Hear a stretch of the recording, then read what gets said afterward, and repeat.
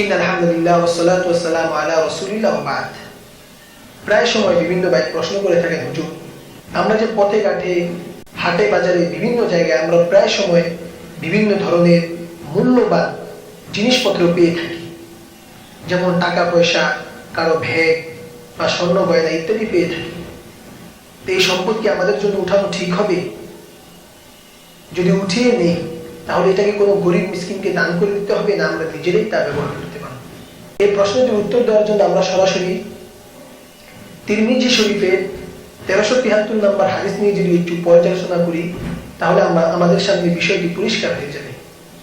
আন্না রাসূলুল্লাহ সাল্লাল্লাহু আলাইহি ওয়াসাল্লাম সুইলা আনিল লুকতাতি, রাসূল সাল্লাল্লাহু আলাইহি ওয়াসাল্লামকে কুড়িয়ে পাওয়া মাল, অর্থাৎ বিভিন্ন জিনিস যে পথে ঘাটে হাটে বাজারে পড়ে থাকে, এমন মূল্যবান জিনিস, টাকা পয়সা, স্বর্ণ গয়না, এগুলা সম্পর্কে রাসূল সাল্লাল্লাহু আলাইহি ওয়াসাল্লামকে জিজ্ঞাসা করা হলো।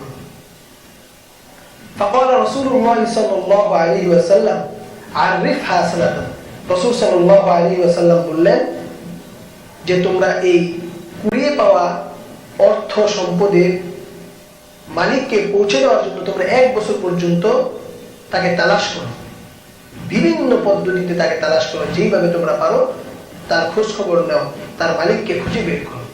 ফাইনি আতুফিরাত ফাআদিহা, যদি খোঁজাখুঁজির পর তার মালিককে পাওয়া যায় তাহলে তাকে তার মাল দিয়ে দাও।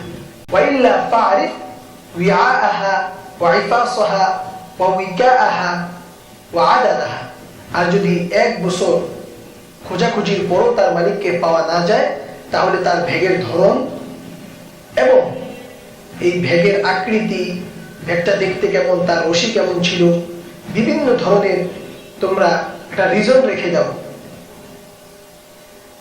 এবং তার মধ্যে কি পরিমাণ স্বর্ণ গয়না ছিল, কি পরিমাণ মাল সম্পদ ছিল, টাকা পয়সা ছিল, তা তোমরা হিসাব করে রাখো।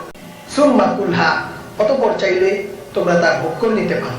ফাইদা যা সাহিবা, সুতরাং যদি তোমরা ভোগ করার পরেও তার মালিকের সংবাদ পাওয়া যায়, ফাআদিহা, তাহলে তার মাল তাকে পরিশোধ করে দিতে হবে। এই ক্ষেত্রে অনেকেই প্রশ্ন করেন, হুজুর এটাকে আমরা নিজেরাই ভোগ করতে পারবো না কোনো গরিব মিসকিনকে দান করে দিতে হবে? বিষয়টি হলো, আপনি যদি গরিব হন তাহলে আপনি নিজেই ভোগ করে নিতে পারেন, আর যদি ধনী হন তারপরও রাসূলের হাদিস থেকে যেটা বোঝা যাচ্ছে যে আপনি তা ভোগ করতে পারবেন, এতে কোনো সমস্যা হবে না, কিন্তু না করাটা সবচেয়ে ভালো, কোনো গরিবকে দিয়ে দেওয়াই সবচেয়ে উত্তম। আমাদের মধ্যে যে ভুল বুঝাবুঝিটা আছে, যে বিষয়ে আমি কথা বলতে চাচ্ছিলাম, যে আমরা যদি কোনো মূল্যবান টাকা পয়সা, স্বর্ণ গয়না, বিভিন্ন দামি কোনো বস্তু পড়ে থাকতে দেখি, তাহলে অনেকেই আমরা ওইটাকে উঠিয়ে নেওয়া ইখলাসের পরিপন্থী মনে করি যে অনেক বড় পাপ হবে এটা উঠিয়ে নেওয়া। আসলে বিষয়টি এমন নয়। যদি আমি মনে করি এই জিনিসটা যদি আমি উঠিয়ে না নিই, কোনো খেয়ালতকারী এটা উঠিয়ে নিয়ে সে আত্মসাৎ করে নিবে, অন্যায়ভাবে তা ভোগ করবে, ওই মুহূর্তে আমাকে এটা উঠিয়ে নেওয়া আমার জন্য আবশ্যক। আর যদি এমনটি না হয়, হয়তো আমি উঠিয়ে না নিলে এমন জায়গায় আছে যেখান থেকে কোনো খারাপ লোক নেওয়ার সম্ভাবনা নেই, তাহলে ওখানে আমার ইচ্ছা, উঠিয়ে নিতেও পারি, নাও নিতে পারি।